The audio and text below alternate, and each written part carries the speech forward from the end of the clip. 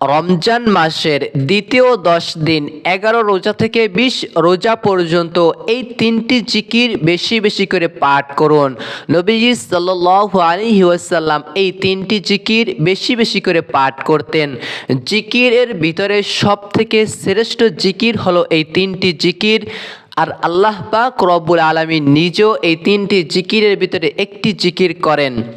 এমনকি যে ব্যক্তি এই 3টি জিকির বেশি বেশি করে পাঠ করবে, আল্লাহর নবী জনাব মুহাম্মদুর রাসূলুল্লাহ সাল্লাল্লাহু আলাইহি ওয়াসাল্লাম হাদিসের ভিতরে বর্ণনা করেন, সে যদি 30 বছর 50 বছর 100 বছরও যদি গুনাহ করে, আল্লাহ তাআলা তার জীবন যৌবনের সমস্ত গুনাহকে মাফ করে দিবেন। সুবহানাল্লাহ।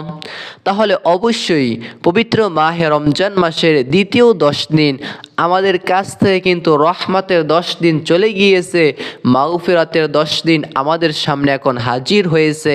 এই মাগফিরাতের 10 দিন আমরা এই 3টি জিকির বেশি বেশি করে পাঠ করব। তাহলে আল্লাহ তাআলা আমাদের জীবন যৌবনের সমস্ত গুনাহ মাফ করবেন।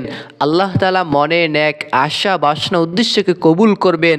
আল্লাহ তাআলা ভাগ্যকে খুলে দেবেন, ভাগ্যকে পরিবর্তন করে দেবেন।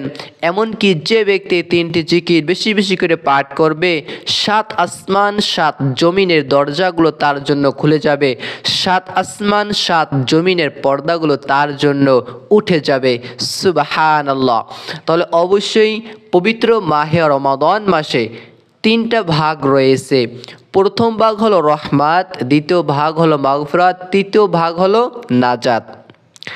তাই এখন চাইলেও আমরা কিন্তু সেই রহমতের 10 দিনে আর যেতে পারবো না।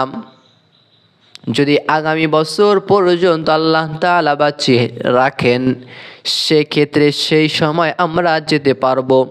কিন্তু এখন 11 রমজান থেকে 20 রমজান পর্যন্ত এই সময়টা হলো মাগফিরাতের সময়। এই 10টা দিন এই 3টি জিকির বেশি বেশি করে পাঠ করবেন। এই 3টি জিকির করার জন্য আপনি সর্বপ্রথমে সুন্দরভাবে করে ওযু করে নেবেন। আর যারা ওযু করতে পারবেন, অসুস্থ রয়েছেন, ওযু ছাড়াও কিন্তু এই 3টি জিকির পাঠ করা যায়। তাহলে চলুন এই 3টি জিকিরের ভিতরে 1 নম্বরে যে জিকিরটা বেশি বেশি করে পাঠ করবেন, এই জিকির সম্পর্কে নবী সাল্লাল্লাহু আলাইহি ওয়াসাল্লাম বলেছেন, কোনো ইহুদি নাসারা বেদুইন খ্রিস্টান অমুসলিম সেও যদি এই জিকিরটা করে, আল্লাহ তাআলা তার জীবন যৌবনের সমস্ত গুনাহকে মাফ করিয়ে দেন। সুবহানাল্লাহ। শুধু মাফ করেন না, তার জীবনের গুনাহগুলোকে আল্লাহ তাআলা নেকি দ্বারা পরিবর্তন করিয়া দেন। তাহলে অবশ্যই 1 নাম্বার যে জিকিরের কথা বলবো, সেই জিকিরটা সম্পর্কে আমাদের নবী বলেন, 7 আসমান 7 জমিনকে যদি এক পাল্লায় রাখা হয়, অপর পাল্লায় যদি জিকিরটাকে রাখা হয়, জিকিরের পাল্লাটা ভারী হয়ে যাবে। সুবহানাল্লাহ। একবার একটু চিন্তা করুন তো, মুখে বলতে খুবই ছোট, পাতলা, সহজ, ওই জিকিরটাকে যদি এক পাল্লায় রাখা হয়, অপর পাল্লা যদি 7 আসমান 7 জমিনকে যদি রাখা হয়, 7 আসমান 7 জমিনকে যে পাল্লায় রাখা হবে আর অপর পাল্লায় এই জিকিরটা রাখা হবে, ওই জিকিরের পাল্লাটা ভারী হয়ে যাবে। সুবহানাল্লাহ। তাহলে 1 নম্বরে যে জিকিরটা পাঠ করবেন, লা ইলাহা ইল্লাল্লাহ, লা ইলাহা ইল্লাল্লাহ, নেই কেহ নেই আল্লাহ ছাড়া, বলো লা ইলাহা ইল্লাল্লাহ, লা ইলাহা ইল্লাল্লাহু মুহাম্মাদুর রাসূলুল্লাহ সাল্লাল্লাহু আলাইহি ওয়াসাল্লাম। 1 নম্বরে লা ইলাহা ইল্লাল্লাহ জিকিরটা বেশি বেশি করে পাঠ করবেন। যে ব্যক্তি এই জিকিরটা পাঠ করে, 7 আসমান 7 জমিনের ভিতরে এক নূরের খুঁটি রয়েছে, আসমানের উপরে ওই নূরের খুঁটি হেলতে দুলতে থাকে এবং আল্লাহ তাআলা খুঁটিকে প্রশ্ন করেন, ও খুঁটি তুমি কেন হেলতেছো দুলতেছো? তখন খুঁটি ডাক দিয়ে বলেন, আল্লাহ, আপনার অমুক বান্দায় জিকিরটা করেছে, আপনি যতক্ষণ পর্যন্ত তাকে মাফ না করে দিবেন, যতক্ষণ পর্যন্ত তাকে আপনি ক্ষমা না করে দিবেন, যতক্ষণ পর্যন্ত তার মনে এক আশা বাসনা আপনি কবুল না করে নেবেন, ততক্ষণ পর্যন্ত আমি নূরের খুঁটি হেলতে দুলতে থাকবো। সুবহানাল্লাহ। তাহলে 1 নাম্বার লা ইলাহা ইল্লাল্লাহ জিকিরটা বেশি বেশি করে পাঠ করবেন। এরপরে আসেন 2 নাম্বার যে জিকিরের কথা বলবো, এই জিকির সম্পর্কে স্বয়ং আল্লাহ তাআলা নিজেই বলতেছেন, ওহে আমার ইমানদার বান্দারা, নিশ্চয়ই আমি এবং আমি আমার ফেরেশতাদেরকে নিয়ে আমি আমার নবীর প্রতি দুরূদ শরীফ পাঠ করি। ওহে ইমানদারগণ, তোমরাও বেশি বেশি করে আমার নবীর প্রতি দুরূদ শরীফ পাঠ করো। তাই আল্লাহ তাআলা নিজেই বললেন, ইন্নাল্লাহা ওয়া মালাইকাতাহু ইউসাল্লুনা আলান নাবী ইয়া আইয়ুহাল্লাযীনা আমানু সাল্লু আলাইহি ওয়া সাল্লিমু তাসলিমা। নিশ্চয়ই আমি এবং আমি আমার ফেরেশতারা দুরূদ শরীফ পাঠ করি। ও হে ঈমানদারগণ, তোমরা বেশি বেশি করে আমার নবীর প্রতি দুরূদ শরীফ পাঠ করো।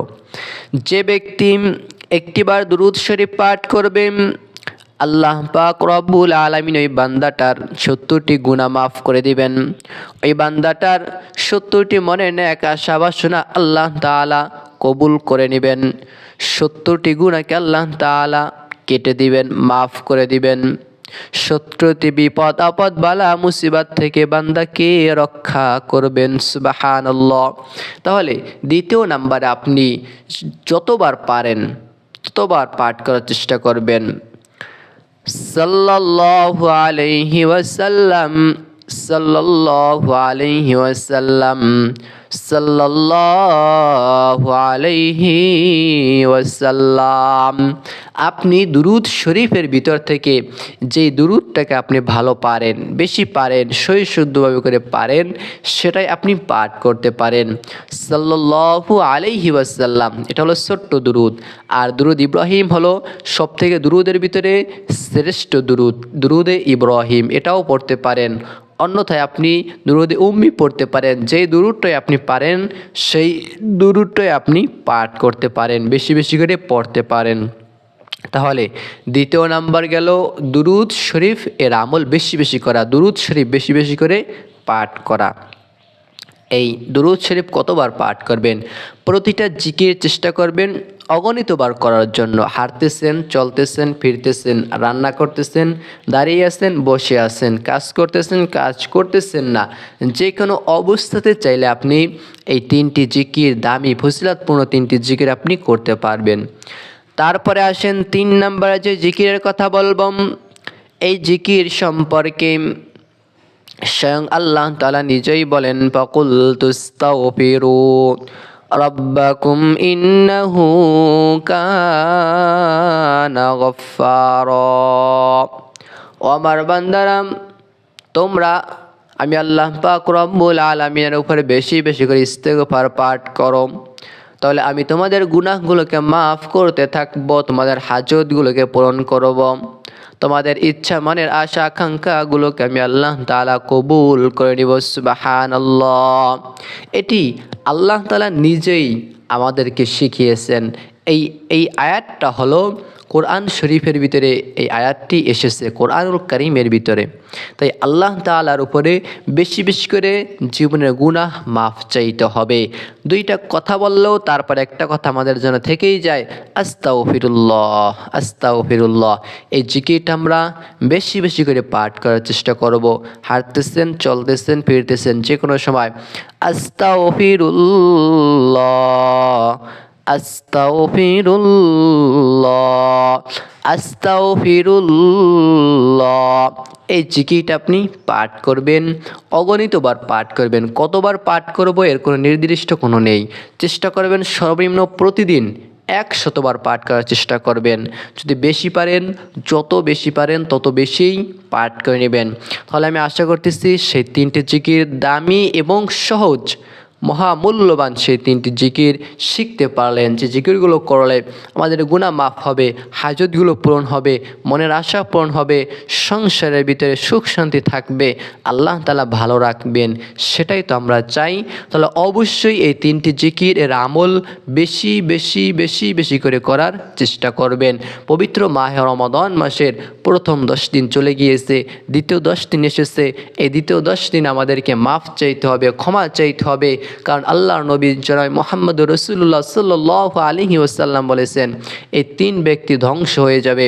তার ভিতরে 1 নাম্বার হলো যারা মাতা পিতাকে পেল কিন্তু তাদের খেদমত করলো না, তাদেরকে তারা সন্তুষ্ট থাকলো না যে সন্তানের প্রতি, ওই সন্তান ধ্বংস হয়ে গেল, নাউযুবিল্লাহ।